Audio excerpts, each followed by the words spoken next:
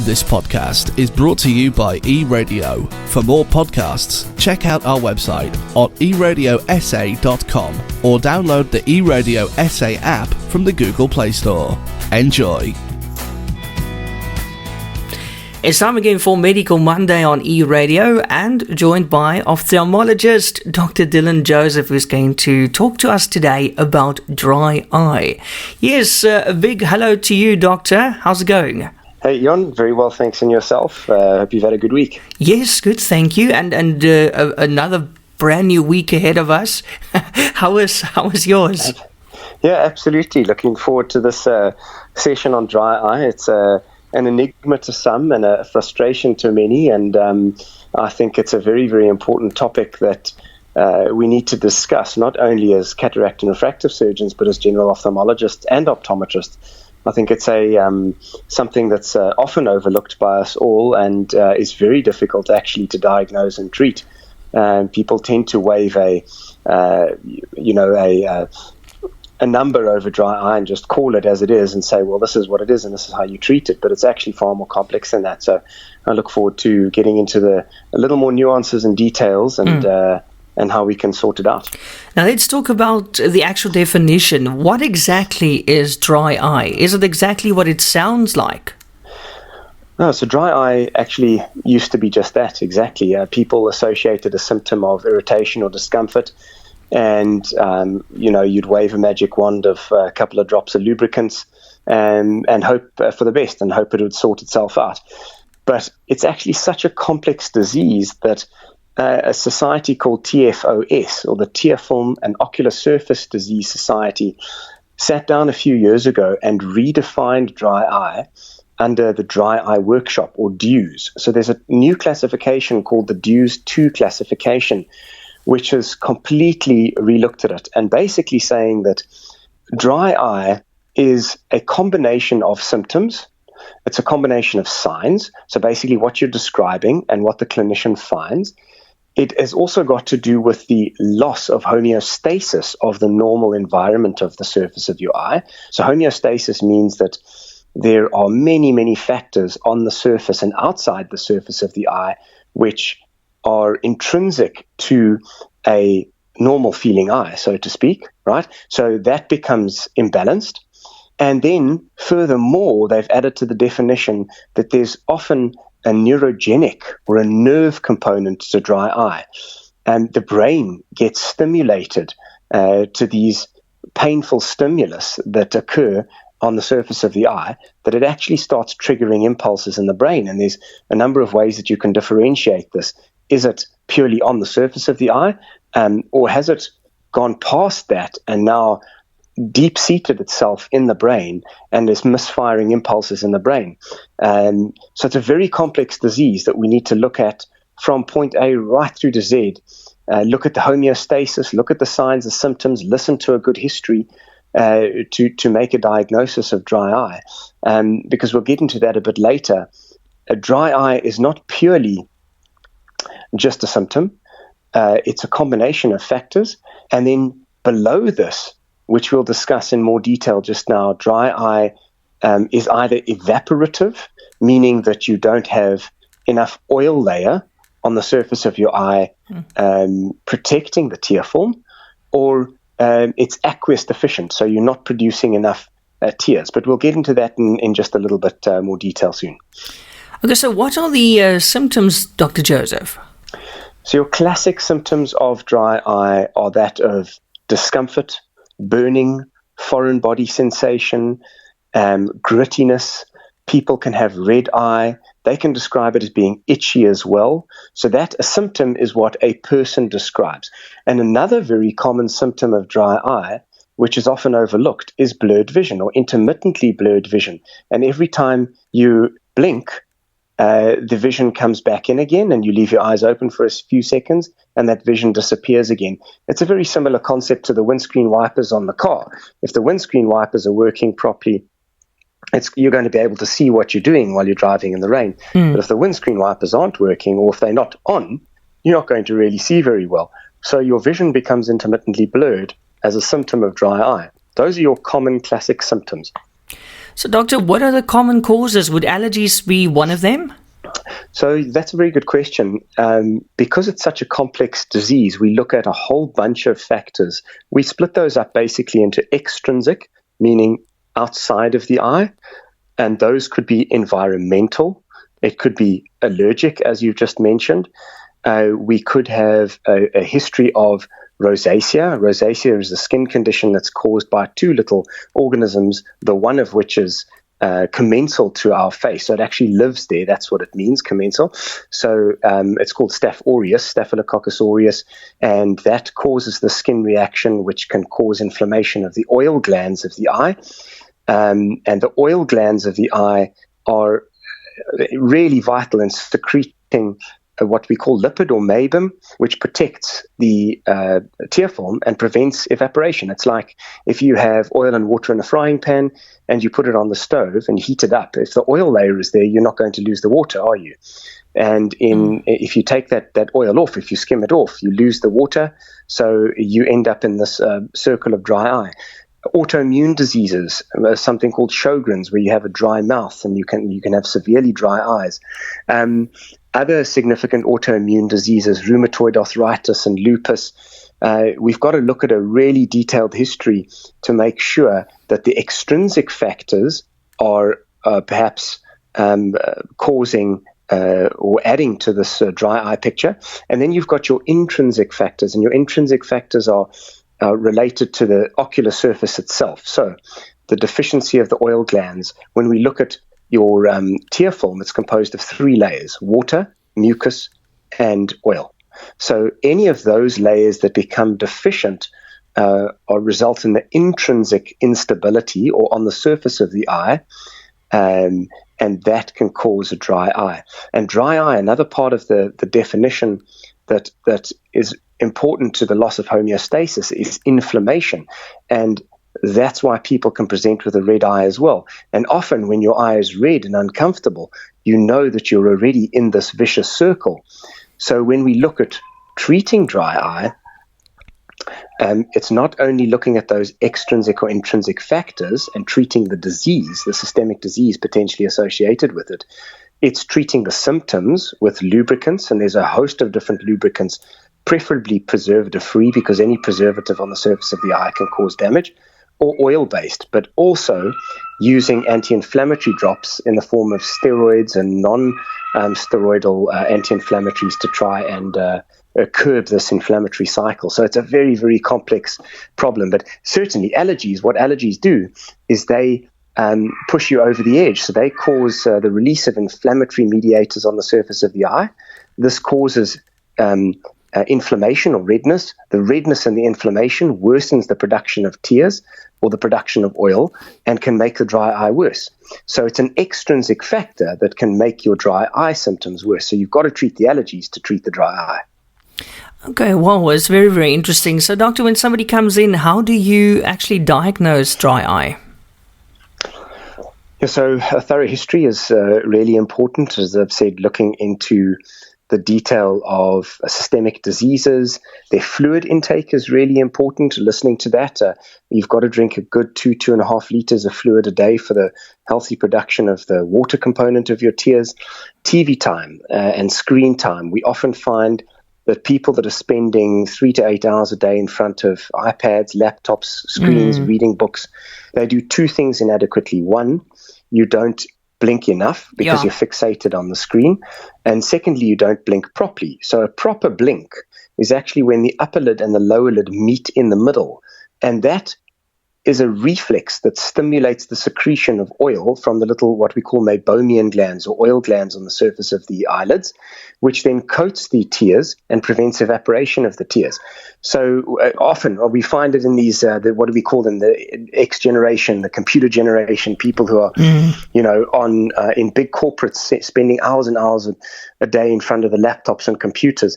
They often start struggling with significant dry eye in their late teens, early 20s, 30s, because of something called meibomian gland dysfunction. And meibomian gland dysfunction is the biggest cause of dry eye, dysfunction of the oil glands, and is often underdiagnosed and undertreated.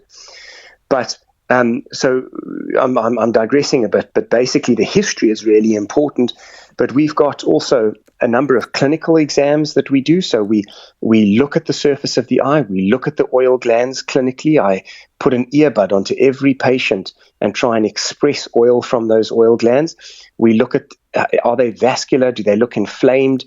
We put a stain on the surface of the eye called fluorescent to look at how quickly the tears are evaporating from the eye.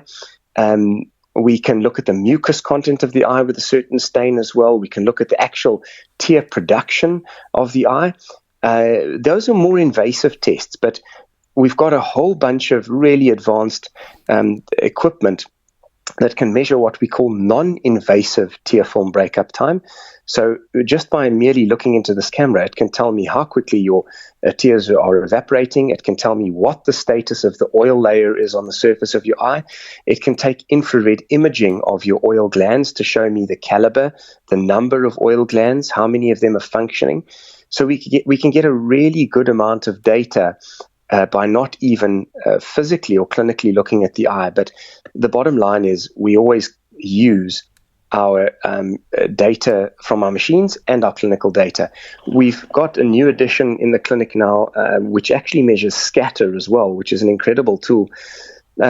Basically, if your tear film is poor, remember I said earlier that you're not going to see properly, and blinking every 2 or 3 seconds can clear your vision up.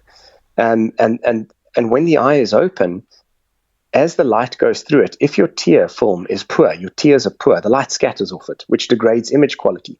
So we can actually record this, and we can show a patient what the degradation of their image quality is like secondary to their poor tear film.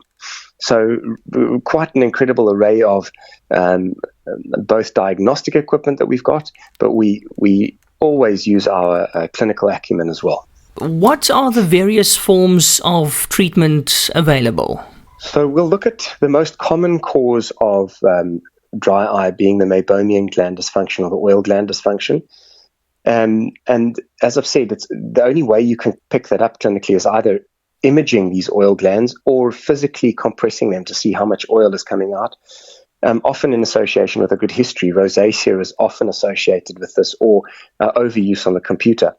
And getting these oil glands functional is vital again. And this is such a big component to dry eye that myself and a professor, Tony Bunn from the University of Cape Town, he's a biomedical engineer. We came up with a product called the Optitherm heat compression device, which is a mask that you heat up in the microwave for 20 seconds and you wear it on your face twice a day with your eyes closed, lie back, listen to music.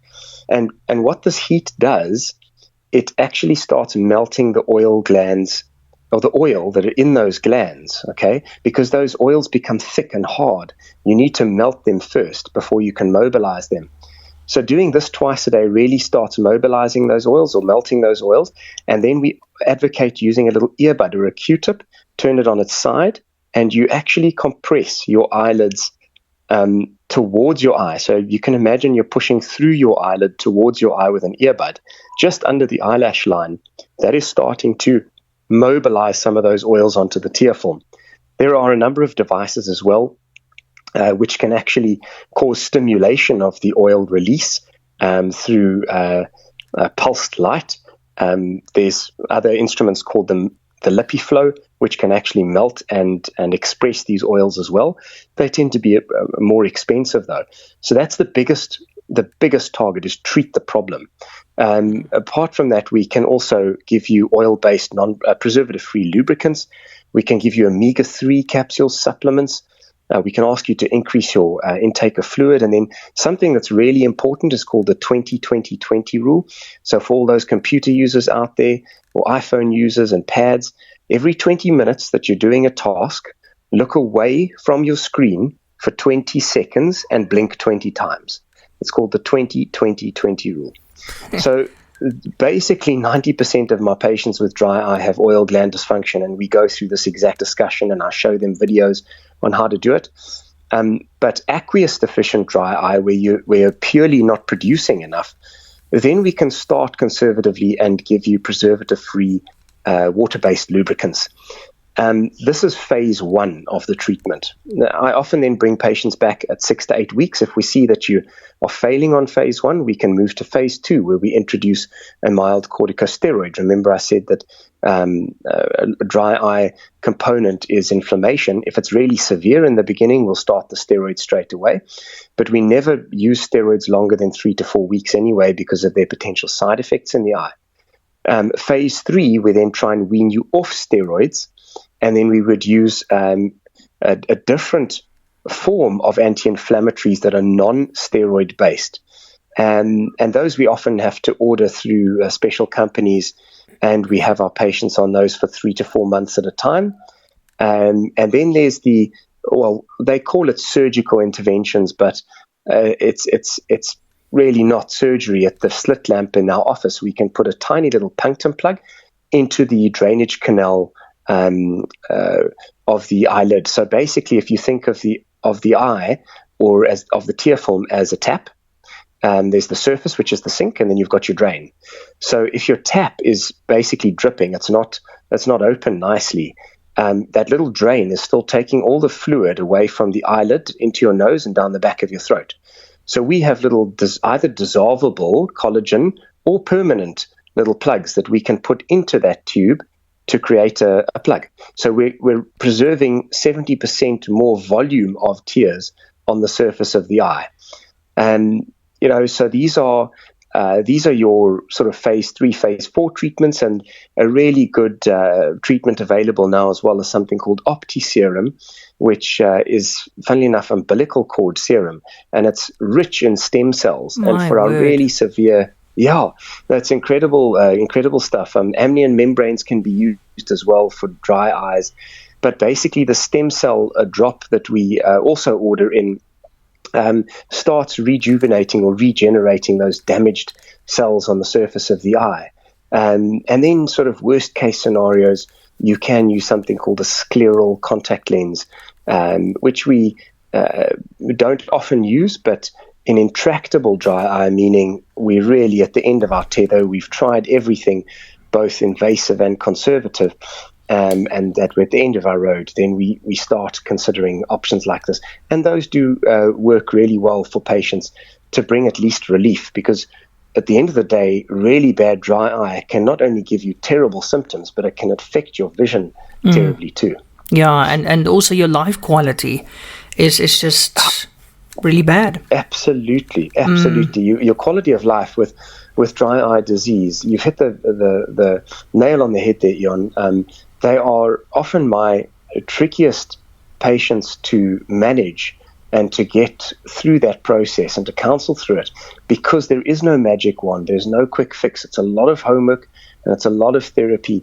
And unfortunately, dry eye has a massive impact on the quality of your life. Mm-hmm. And as a refractive surgeon, it's really important diagnosing and treating this even before we do surgery, because we know that with surgery, you've got the potential to disrupt your tears by using all the sterilizing agents before surgery, during surgery, and all the antibiotics and steroids that we use after surgery contain preservatives, and we know preservatives are not good for the surface of the eye. So it's vital to try and correct this as much as we can before surgery, especially if we're using premium lens technologies like multifocal implants, because those require a critically normal tear film to function well. So we've really got to be tuned in to dry eye and the treatment of it before and after surgery. So now that we know that there are various forms of treatment available, we come to the $1 million question. That's our final question for today. Is dry eye curable, Dr. Joseph? Jan, if you look at the history and you treat the cause of the dry eye, then yes, 99% of the time you're going to be able to treat the dry eye. Dry eye is not just about throwing a drop at it. It's often about going into a fine, detailed history, looking at the components of the tear film that are deficient or abnormal, treating this together with the problem that you find in your history. And if you treat this holistically, if you treat the balance of the tear film to improve the homeostasis, to reduce the inflammation, to work on those oil glands, yes, then in the majority of cases, dry eye is curable, and eventually people can start tapering their medication. It's unlikely then that you're going to be on medication indefinitely, unless, of course, you do have a really bad systemic problem, or your oil glands are really, really damaged as a result of years and years and years of dysfunction. We can then as well go and probe those open surgically. I didn't tell you about that earlier, but we do that in rare instances. And in most cases, they do open up to the point where you can restore that environment, restore that homeostasis. There are very, very few people that we struggle to treat to the point that we have to put into a scleral lens, because the scleral lens essentially overlays the tear film. It basically makes the brain believe that the surface of the eye is feeling comfortable, so at least your symptoms are resolved, and very often with that, the vision quality can be improved as well. So for the majority of our dry eye patients, yes, there are in very few cases as well neurogenic medications that we need to use if, as I mentioned right in the beginning, that this pain associated with dry eye is central, meaning it's in the brain. And that can be a very tricky process to walk through with the patients, because a lot of those medications, unfortunately, have side effects that are unwanted. But I'd say, 95 to 99% of our cases, we're going to get you to a point where you are comfortable and you're managing your symptoms. Perhaps not off medication entirely, but managing your symptoms. At the end of the day, we've got to look at it like high blood pressure or diabetes or cholesterol.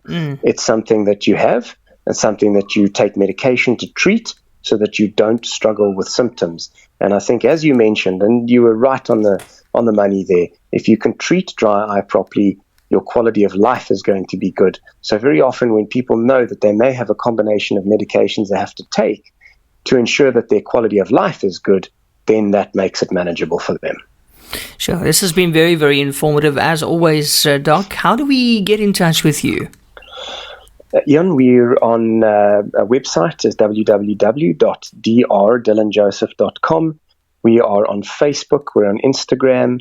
Our office line in knysna is 044-150-0085. So certainly, if you are suffering from these symptoms, from dry eye or from any other of the associated signs or symptoms we've discussed, it may well be worth having a thorough dry eye assessment to see what is the cause and how can we sort this out for you. Fantastic. And then you also have a YouTube channel, and you're, of course, on the social media. So go and check it out, Dr. Absolutely. Dylan Joseph.